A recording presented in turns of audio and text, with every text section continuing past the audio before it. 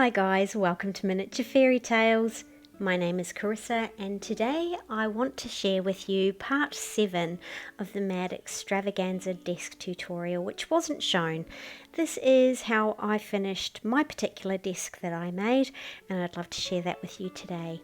I'll also be sharing other people's finishing and the desks that they made during the tutorial, and I hope you'll share with me in the appreciation for just the sheer amount of talent that we have with our Australia and New Zealand miniaturists.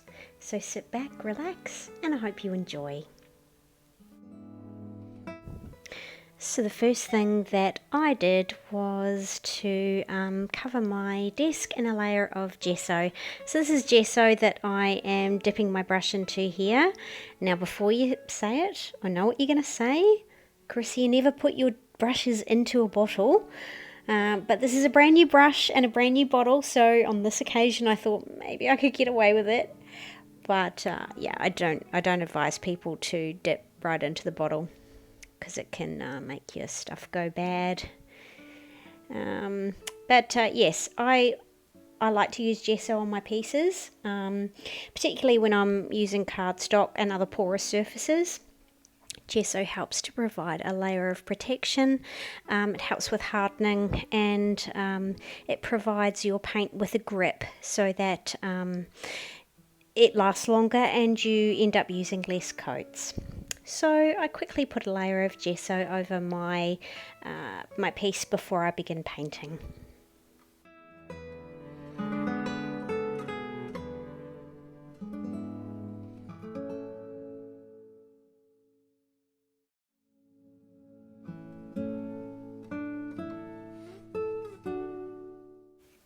Once I'd given my piece some time to dry, I decided that I was going to go in with this layer of green on top first.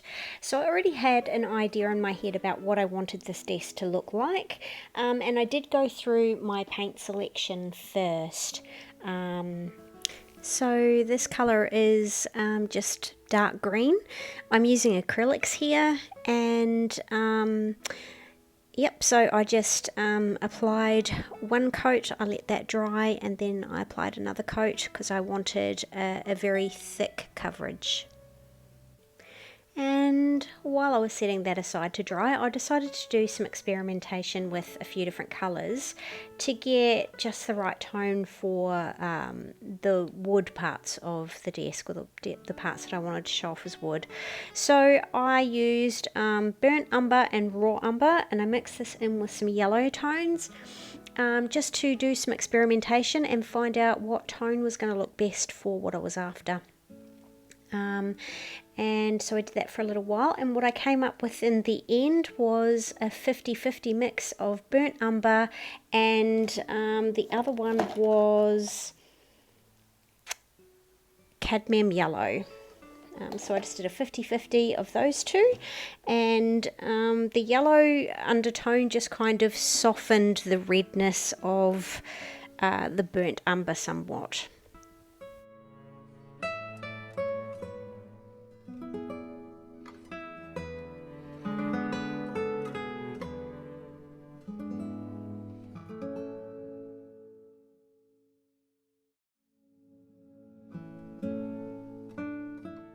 I found as I was painting the desk it was really important to keep spinning it, keep turning it from different angles, because it's white, because I'm painting onto white. It's very easy to see if you've missed any parts. Very easy to miss slight nooks and crannies, particularly when you're working with layered board. So it did take me a couple of goes just to go around it and touch up any little parts that I might have missed along the way. So I ended up giving it 2 coats just to make sure that I had a good coverage. But I did this in low light. I guess it doesn't look like low light here, but it was quite late at night and I didn't have any daylight. So the next day I did notice that there were some patches which I had to fix up. But yeah, just make sure that if you're doing this, that you do take care to get into those little spots that you might not notice immediately. You may have to go back later and just fix them up a little.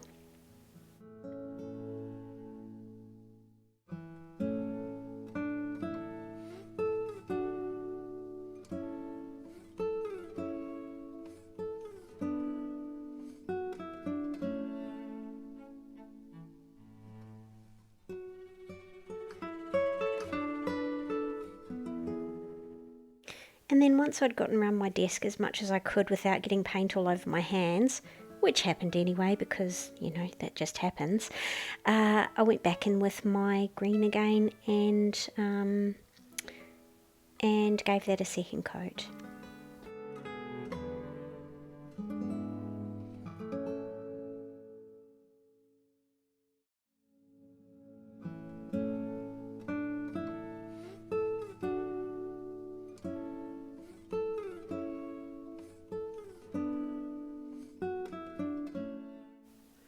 At this point I take a very, very small brush, the smallest brush I own, and I go back in with the brown, and as I said earlier, I try and get into those really small spaces that I'm now noticing that my larger brush couldn't get into before. So it's just a bit of maintenance work here. Initially, to highlight the groove around the top of the desk, I thought I'd go in with a gold pen. Unfortunately, my gold pen wasn't fine enough to get into the groove, and also having issues with it. It's not letting the ink run through like it should, so I decided to do this with alcohol ink instead. And so again, using a very fine brush, I just went around the groove, and I wasn't too concerned about going outside of it or accidentally painting outside the line, if that makes sense, because I knew that I was going to go background with another layer of brown acrylic, and this did cover that up.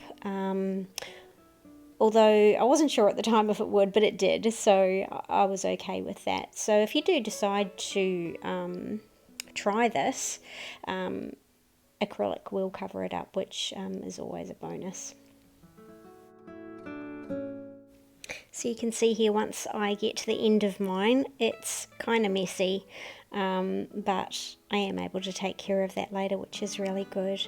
It was important to me to define the green part with gold. It just had a very definite visualization of what I wanted the desk to be. So I'm just doing the last of my touch-ups and my cover-ups here, and you can see that the tops come out really well.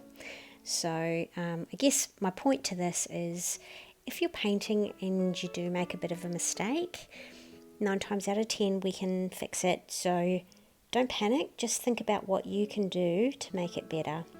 You can see here very slightly, you can still slightly see where that gold is, but you have to look for it. And if you're not looking for it, you can't really tell it's there. So I was okay with that.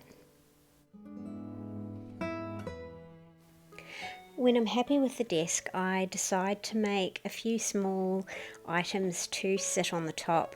And I knew when I was doing this that potentially this photo would go to all the attendees for the MAD Extravaganza, so I just kind of wanted to pretty it up a little, make it look like an actual desk.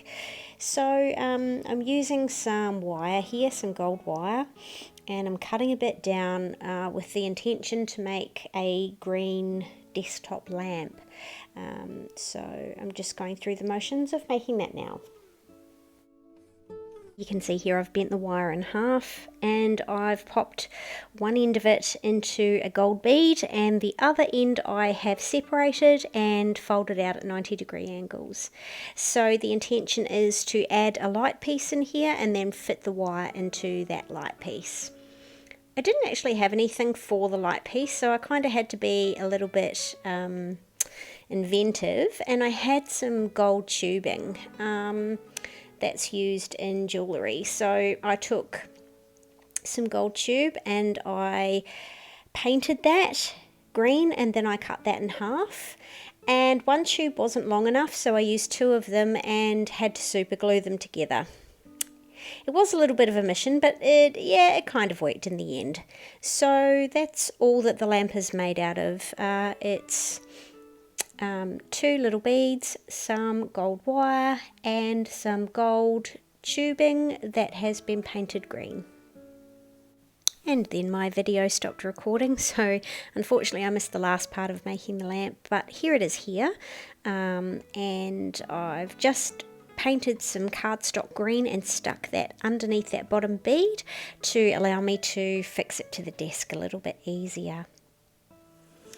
And here I am moving on to the laptop. So I've just taken a piece of cardstock and I'm going to score a line in the middle of that. So that will allow me to bend it up and make it sit up like a laptop would. And then I had to figure out kind of how to make a screen. So all I did was I used a bit of acetate and I stuck that to the top. And then I used another piece of acetate which I scored lines into for the keyboard at the bottom, and that's essentially just to add a bit of shine so that when the light catches it, it does look like, it does look like buttons, or it does look like a screen. And I painted this a dark grey colour, and I added some black around the screen just to try and accentuate that a little bit.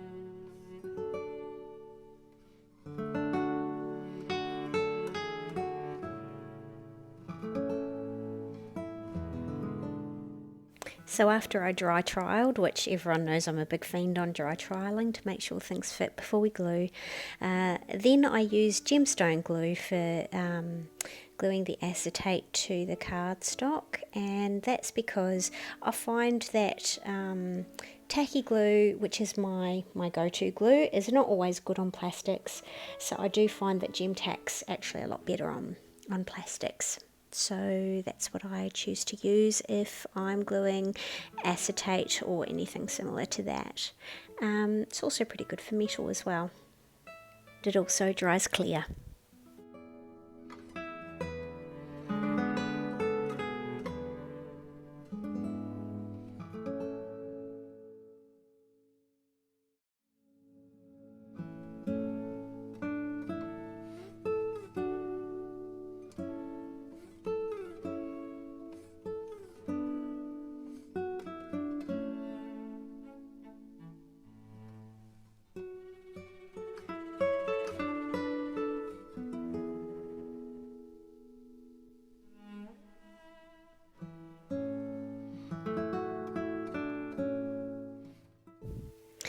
For my little book, I knew that it was going to face upside down, so I didn't have to fill it with words because you weren't going to be able to see the inside of it. But I did want some pages in there, even if there weren't too many, I wanted a few. So I just took some thin paper and I measured that out against the cardboard backing that I'd made for the book, and that's basically just a piece of cardstock folded in half, and I have just curved it a little bit, and then I cut the pages to fit, and then once that was done and the glue was dried, I turned it upside down and I painted it black.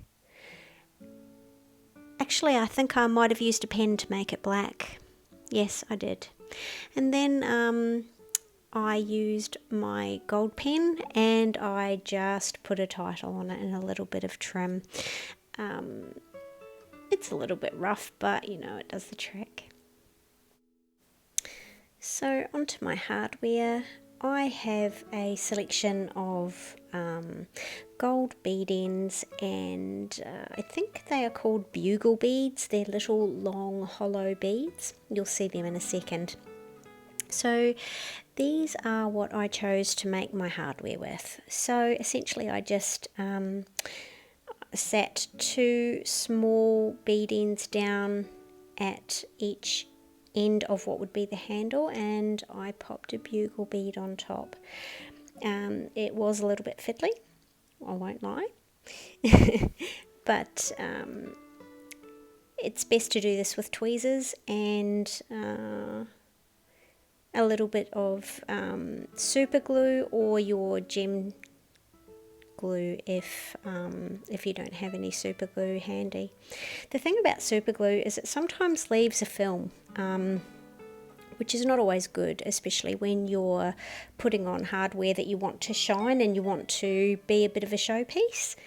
So that's why gem glue is pretty good for that, because these pieces are, the bead ends are metal and the bugle beads I think are glass. So that's what I used here. And of course, you're used to me saying by now that I dry trialed everything before I glued it together. So here is my gluing process for these little handles. You can see we're sitting on greaseproof paper, and that's because I don't want these to stick to my mat, and it is likely I'll get glue everywhere. I'm not the tidiest gluer, so doing this on some greaseproof paper here. I'm just going to add a little bit of glue to each of those bead ends, and then I'm going to stick that bugle bead right on top. And I think there were a couple of them happened for me straight away, so that was pretty good. There was one that I fought with for a long time before it would actually stick. So my suggestion to you if you're doing this technique is have a steady hand and just be a little bit patient. It will happen. So I've got the 4 that I need together now, but that one at the top, for whatever reason, the others stuck fine, but it just would not stick no matter what. So I had to bring in the big guns. I had to bring in the super glue for that one. Now, it did leave a slight film. I wasn't happy about it, but I needed to get the pieces together. So in the end, it wasn't that noticeable. So I guess if you've tried everything and nothing else is working, bring in your super glue, because 9 times out of 10 it will take care of it for you.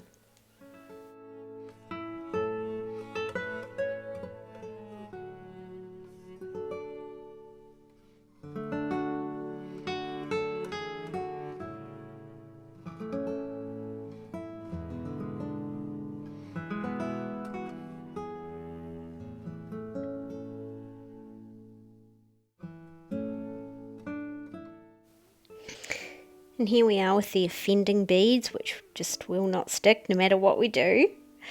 So I've decided to pop this straight onto the cupboard and add some super glue in. And finally, the little blight is stuck down for me. Don't let the lullaby music fool you. By the end of this testing little phase with this handle, I was ready to hurl the desk out the window. Luckily for me though, it didn't come to that, and I'm glad I stuck with it because the end result was pretty cool.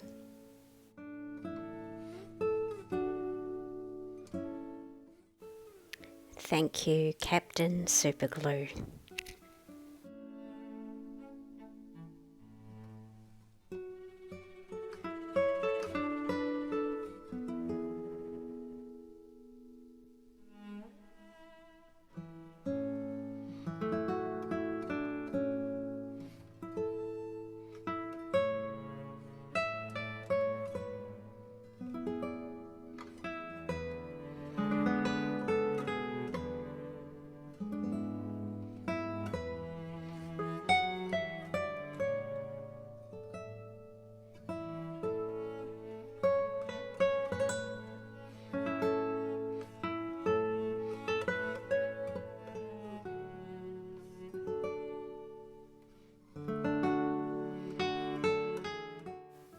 So after I have got my handles on and they're dry, I also added a layer of varnish, which I haven't shown in the video, but the varnish just gives a really nice shine to the piece and kind of makes it look less painted, if that makes sense.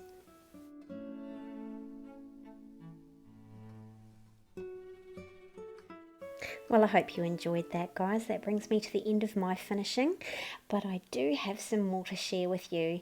Some very kind creators from the MAD Extravaganza have graciously let me share their photos with you of their finishing of the desk. Pretty hard to believe this is made out of cardstock for some of them. They are absolutely incredible. Thank you all so much for sharing your miniatures with me. There are some links in the comments if you would like to have a look at their various shops. And during the photos you might notice some little kangaroos and tiny little elephants popping up. These are from a tutorial that was brought to the MAD Extravaganza by Cath & Co. Their links are also down in the comments, and I encourage you to check them out. They've got a lot of amazing kits in stock.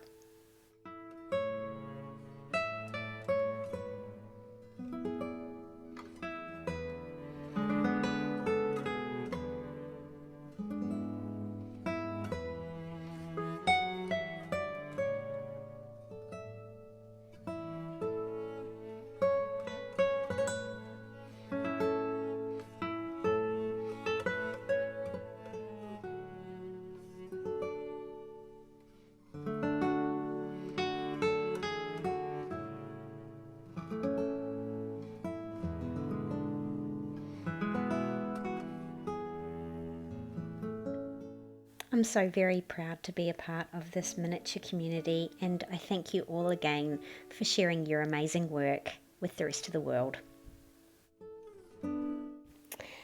Until next time, thanks for joining me. Take care and see you next time. Bye for now.